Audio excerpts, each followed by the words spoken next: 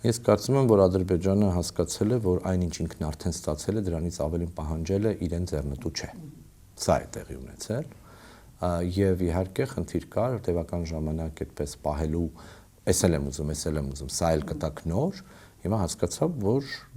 կամ գուցե հասկացել էր, բայց պետք էր այսպես ասած երես փրկելու տրամաբանություն,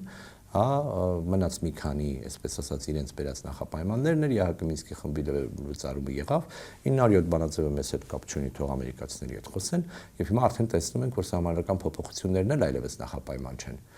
Տեսնում ենք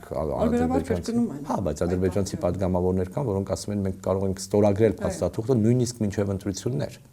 Հայկական կողմն էլ ասել է մենք դրա հետ չենք կապում, մենք դա սկսելու ենք ընտրություններից հետո։ Ուզում եմ ասեմ, այսպես մի կողմից որպիսի անկյուն չմղես, արդեն հայտարարել է, հիմա ինքն իր հանրության առաջ աշխարհում էլ պիտի, որտեվ այո,